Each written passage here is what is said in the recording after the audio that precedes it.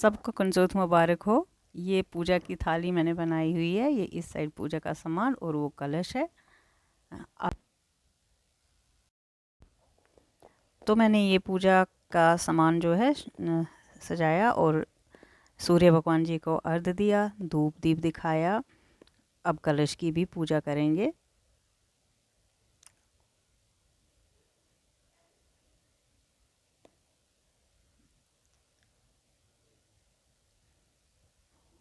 कलश को भी मीठा मुंह कराएंगे और उनको भी चावल माँ के साथ पूजा जाएगा। फिर फूल हाथ में लेकर कलश को भी अर्पित करेंगे और उसके साथ हम कलश की परिक्रमा करेंगे। ये परिक्रमा 3 या 5 करी जाती हैं और परिक्रमा करते वक्त हम महादेव जी से और गौरा माता जी से, गणेश जी से आशीर्वाद लेते हैं कि हमारे सुहाग की उम्र जितने आसमान के तारे हैं उतनी लंबी हो। दूसरे फेरे में फिर से हम ये दुआ मांगते हैं कि जितने मेरे सर के बाल हैं उतने मेरे पति की उम्र लंबी हो।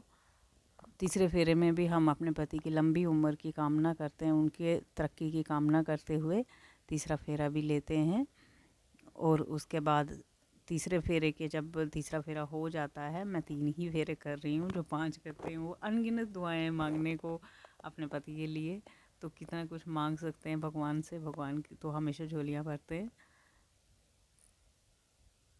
इसके बाद हम इस कलश को प्रणाम करके और कलश उठा के हम ये जो जल होता है, ये अगर शिव जी का मंदिर है, आप मंदिर गए हो तो मंदिर में हम शिव जी को ये जल अर्पित करेंगे और शिवलिंग को मूली बांधेंगे। लेकिन अगर आप बाहर हैं और मंदिर नहीं जा रहे हैं तो फिर हम किसी हरे पौधे में, या जैसे मैं यहाँ बेल है, बेल में डाल रही हूँ ये पानी, तो ऐसे डाल सकते हैं। इसमें प्रकृति की पूजा और भगवान की पूजा और साथ में पति का भी पूजन, सब का समन्वय है इसमें, इस व्रत में।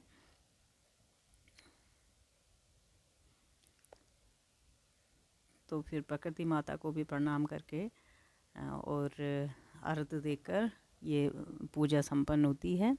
उसके बाद हम लेडीज़ जो मंदिर गई होती हैं वो घर आती हैं और जो ऑलरेडी मेरी तरह घर में पूजा कर रही हैं वो अब अंदर जाएंगी। उसके बाद हमारा पति पूजन होगा, पति पूजन करेंगे।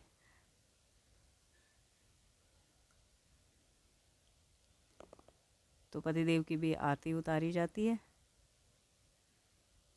उनको टीका लगाया जाएगा, तिलक किया जाएगा।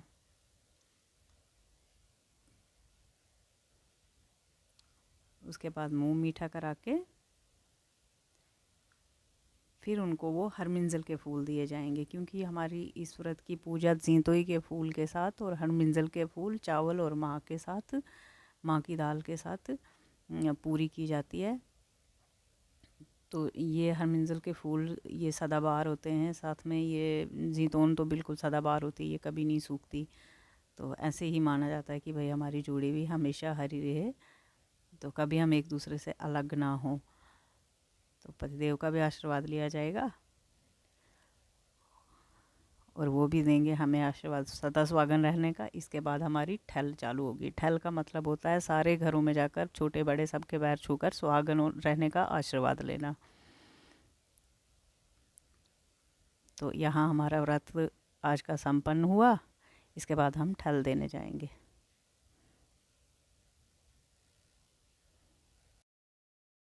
जय भद्रवा, जय भद्रवाई दोस्तों। जैसा मैंने आपको प्रॉमिस किया था कि गौरी तृतीया के बाद, कंचोत के बाद मैं आपको कंचोत की कहानी भी सुनाऊंगी, तो आज मैं आपको कहानी भी इसके साथ ही सुनाती हूँ। पूजा कैसे करते हैं वो तो वीडियो में है, और अब इसके पीछे कहानी क्या है, क्यों मनाई जाती है, वो भी मैं सुनाती हूँ।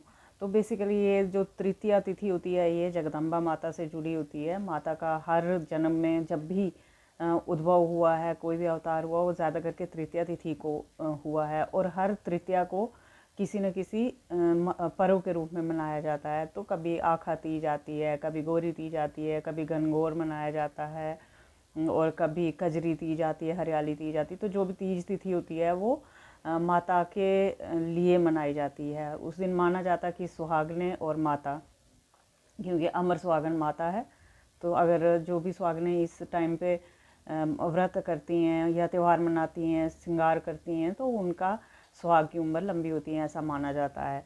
तो जो ये तृतीया है हमारी माघ में पड़ती है, जो तृतीया ये शुक्ल या कृष्ण पक्ष दोनों में आती है। और अभी आज इस बारी जो थी वो भी ये तृतीया भी शायद हाँ शुक्ल पक्ष में आई।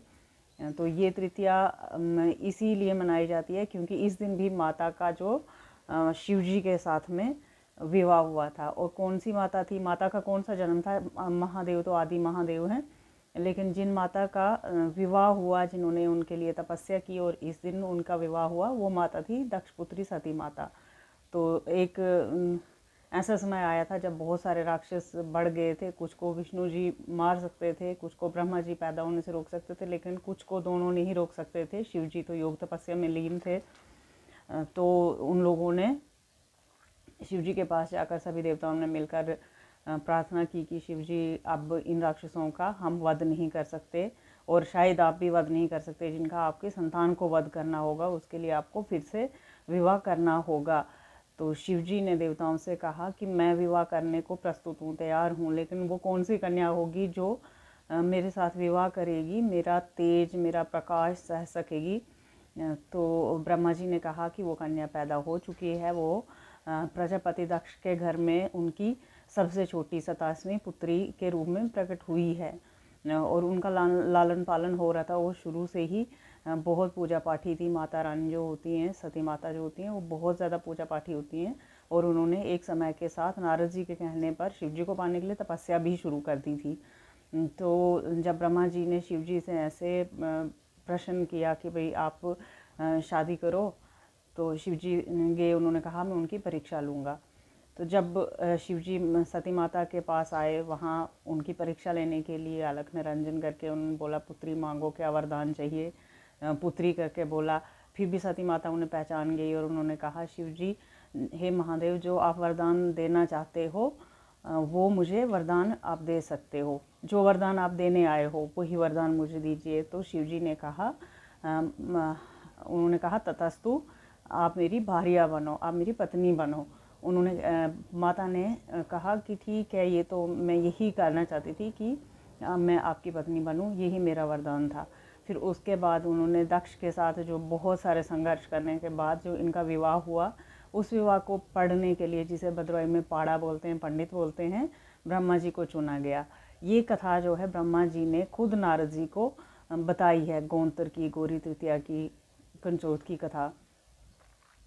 तो उन्होंने ब्रह्मा जी को कहा कि आप इस विवाह को संपन्न कराएंगे। शिव जी ने कहा, ब्रह्मा जी ने मान लिया। वो विवाह उन्होंने ब्रह्मा जी ने संपन्न कराया, लेकिन कोई भी चीज़ क्योंकि पंडित को दक्षिणा दिए बगैर पूरी नहीं होती, तो शिव जी ने कहा अब आप दक्षिणा में क्या लोगे। ब्रह्मा जी क्या लेते, वो तो खुद रचयिता हैं, उन्होंने कुछ भी नहीं लेना था। लेकिन फिर उन्होंने कहा कि अगर आप कुछ देना ही चाहते हैं तो मैं विश्व के कल्याण के लिए आपसे एक वरदान लूँगा, वो आप मुझे दीजिए।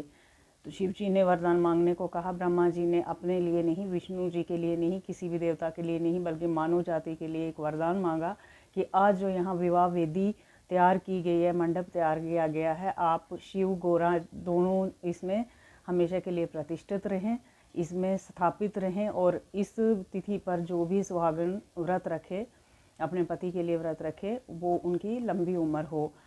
इसीलिए हमारे भद्रवाह में ये माना जाता है कि जिन भी लड़की और लड़के के पूरे साल लगन नहीं जुड़ते और कोई भी विवाह मुहूर्त उनके लिए अच्छा नहीं होता, उनका विवाह कंचोत पे कर दिया जाता है। और कंचोत वाली लग हमेशा बहुत भारी होती है, बहुत शादियाँ होती है उस दिन। तो शिव जी ने उनको तथास्तु कहा कि ठीक है, लोक कल्याण के लिए मैं इस वेदी पर गोरा सहित प्रतिष्ठित हो जाता हूँ, क्योंकि शिव जी तो अखंड हैं, अमर हैं, अविनाशी हैं, परंतु माता पार्वती के जो हैं वो जन्म होते रहते थे, तो उस हिसाब से वो जोड़ी टूटती जाती थी। लेकिन उस दिन शिव जी ने वरदान दिया कि जैसे आज के बाद हमारी जोड़ी भी, शिव गौरा की जोड़ी भी अमर रहेगी, और ये गौरी तृतीया के नाम से ये तिथि जानी जाएगी। तो भद्रवाही में जब हम इनकी पूजा करते हैं तो हम एक कलश की पूजा करते हैं। वहाँ हम सूर्य देव की साथ साथ गणेश जी, शिव जी और गौरा माता का ध्यान करके कलश की परिक्रमा करते हैं और हम ये मानते हैं कि इसमें जो भी इस टाइम पे हम मांगेंगे, 3 या 5 परिक्रमा करते हैं, उसके अंदर हम जो भी मांगेंगे भगवान से तो मैक्सिमम वो हमें मिल जाएगा। तो मैक्सिमम औरतें जो हैं भद्रवाह में, कभी आप भी सुनना, वो कहती हैं जितने आसमान के तारे उतने मेरे पति की उम्र करना भगवान, और जितने सर के बाल हैं, क्योंकि काउंटलेस हैं।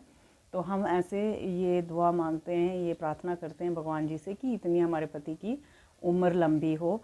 और दूसरे हम जो फूल इस्तेमाल करते हैं वो जीतोन बोलते हैं हमारे यहाँ, लेकिन वो ऑलिव होती है, जंगली ऑलिव, तो उसके फूल इस्तेमाल करते हैं। वो सदाबहार होती है, वो कभी मुरझाती नहीं है। दूसरे हरमिंजल के फूल करते हैं, वो बहुत ही खुशबूदार होते हैं, वो मुरझाते भी हैं लेकिन वो उसका डाल कभी सूखता नहीं है, तो वो सदाबहार है। जैसे शिवजी पार्वती की जोड़ी सदाबहार है, वो फूल भी सदाबहार हैं। ये व्रत भी इतना अच्छा है कि इसके करने से सभी का कल्याण होता है। इसलिए ये बिना ये सोचे कि ये भद्रवाह के ये उधर का फेस्टिवल है, कहीं ना कहीं पूरे देश में किसी न किसी तरीके, किसी न किसी तृतीया पे माता के लिए मनाया जाता है। तो ये कंचोस के पीछे की कथा थी। आई होप आपको नॉलेज अच्छा लगा होगा। अगर आपको अच्छा लगा है तो मेरा वीडियो लाइक करें, शेयर करें और सब्सक्राइब ज़रूर करें। थैंक्स।